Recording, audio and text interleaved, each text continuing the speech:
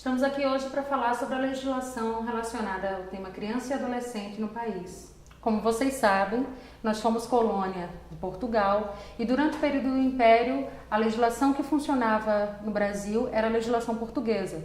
Então a gente não vai falar sobre isso no primeiro momento, porque é óbvio que a legislação portuguesa nos interessa, mas ela tem uma atuação muito pontual com relação à temática criança e adolescente, mesmo porque a figura central era o pai. Então tudo que importava e que tinha reflexo na família, tinha também reflexo, ou precisava de um posicionamento da figura paterna. O impacto dessa legislação no Brasil era bastante reduzido. Então nós vamos começar por meados de 1900, que são as legislações que já começam a ter impacto, ou são as políticas públicas que já começam a ter impacto na temática de criança e adolescente, que é o que nos interessa. Então, as primeiras legislações ou as primeiras políticas eram aquelas voltadas a um processo de repressão. Esse é o histórico de criança e adolescente no país. Então, nós tivemos as Santas Casas de Misericórdia. Essas casas, elas funcionavam como um espaço de doação. Então, os familiares mais ricos e as elites poderiam doar e, em geral, isso acontecia para que a casa se sustentasse economicamente. Essas casas recebiam crianças abandonadas. Algo muito comum na época eram as rodas dos abandonados. Para quem tem um pouco mais de vivência do interior, ou para quem é um pouco mais velho, vai lembrar daqueles espaços em que a gente comprava gás de cozinha. Aquelas rodas em que a gente só colocava o tijolo de gás de um lado e recebia do outro. Quem é mais novo pode pensar ou pode fazer o paralelo com uma porta giratória num banco. Era mais ou menos daquele jeito. Ficava uma parte que era um muro, do lado de lá ninguém via quem tinha colocado a criança abandonada, né? É por isso que se chamava a roda dos abandonados. Claro, a gente pode pensar, fazendo um contexto bem mais amplo, a gente pode pensar em quanto que isso protegia aquela mulher numa situação de vulnerabilidade, mas isso fica para um outro momento, porque a gente precisaria resgatar alguns conceitos feministas. Nesse momento, a gente precisa focar naquela criança que era colocada naquele local.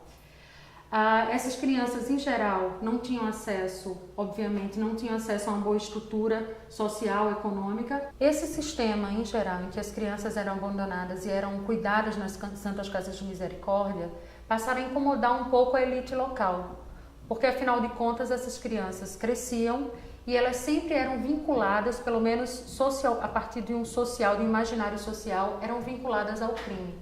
Então a elite social da época ficou muito incomodada e começou a construir estratégias de sobrevivência a esse medo que se construía então. E foi aí que surgiram as primeiras legislações e os primeiros processos de repressão a crianças e adolescentes no país. Em 1854 já foi permitida, na verdade já era obrigatória a educação. Só que essa educação não era permitida a todas as pessoas. As pessoas que não tinham acesso à saúde ou que não eram vacinadas não podiam ir para as escolas. Então é claro que a população mais pobre, essas crianças abandonadas, não poderiam ter acesso às escolas no momento. Sem acesso à escola, sem acesso a uma estrutura educacional e social adequada, a única saída naquele momento era o trabalho. Então o trabalho era a saída viável e que poderia substanciar a sobrevivência de crianças e adolescentes na época do Império e da Primeira República. Então, sem acesso à educação e com acesso ao trabalho numa quantidade bastante escassa, esses jovens, esses adolescentes, essas crianças viviam num cenário de bastante vulnerabilidade. E é nesse cenário que surge uma legislação que nós conhecemos até hoje, que nos incomoda todos os movimentos de criança e adolescente no país, que é a figura do Código do Menor. O Código do Menor tinha um foco na repressão e a internação era sempre utilizada como a primeira estratégia social e legislativa no caso. Já no Estado Novo, nós tivemos um outro tipo de institucionalização. No âmbito do Ministério da Justiça foi criado o Serviço de Assistência ao Menor, o SAM. Esse serviço tinha basicamente dois focos. Para a criança que era simplesmente dita abandonada ou carente, ela poderia ir para um espaço de ofício, aprender algum ofício. Um outro tipo categorizado de criança era aquela considerada na época como delinquente e essa iria para o reformatório. Então as duas possibilidades eram essas, o reformatório ou aprender um ofício. Continuávamos então uma dicotomia, um esquema em que as crianças e adolescentes eram simplesmente categorizados em somente 2 espaços, enquanto que a grande parte deles era simplesmente categorizado enquanto delinquente. É muito interessante também a gente fazer um outro tipo de análise. Quais eram as crianças que eram categorizadas como delinquentes ou que acabavam indo para um espaço de ofício? Eram as crianças mais pobres na população da época. E é claro que se a gente está falando aqui do início da República, a gente está falando de uma população que é em sua maioria negra, porque afinal de contas a população negra tinha sido recentemente liberta da escravidão formal no país, mas nenhuma oportunidade tinha sido dada à população negra.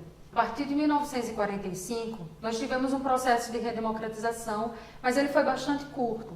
Algumas críticas surgiram à época a todo esse processo em que se categorizava as crianças e adolescentes como delinquentes ou como mini trabalhadores ou pequenos trabalhadores, e agora a gente já tinha um outro espaço de discussão. Mas isso não durou muito tempo, porque logo em seguida nós tivemos, em 1964, um golpe militar, passou a funcionar no país um regime militar com regras bastante opressoras e totalitárias, de forma que todas as críticas que aconteciam ao processo foram negligenciadas. No período da ditadura, o Código do Menor foi resgatado com alguma outra roupagem, mas com sua base teórica ainda vigente. Então, novamente, crianças e adolescentes foram categorizadas em abandonadas e portanto, deveriam ser encaminhadas para algum ofício, ou simplesmente delinquentes poderiam ir, portanto, para reformatórios. Foi criada também uma política nacional de bem-estar do menor, mas essa política nacional ela continuava com esse foco repressor, portanto ela não era libertadora. Surgiu também uma fundação, a Fundação Nacional do Bem-Estar do Menor, que era responsável por toda a dinâmica nacional. Mas essa fundação acabou resgatando tanto o espaço físico quanto a mão de obra do antigo SAM. Portanto, manteve mais uma vez a sua estrutura opressora.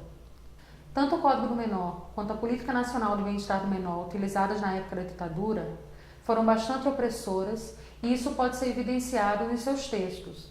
Nos 2 textos é possível perceber a quantidade de vezes em que aparece a expressão autoridade judiciária. Isso significa dizer mais uma vez que a repressão estava atuando.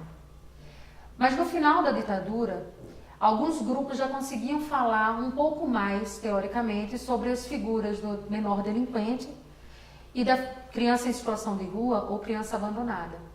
Embora alguns temas e alguns debates tenham sido feitos de forma bastante conservadora ou de forma bastante limitada para o que nós temos hoje como perspectiva de direitos humanos, esses primeiros estudos nos ajudaram a construir as políticas públicas que nós conhecemos na atualidade.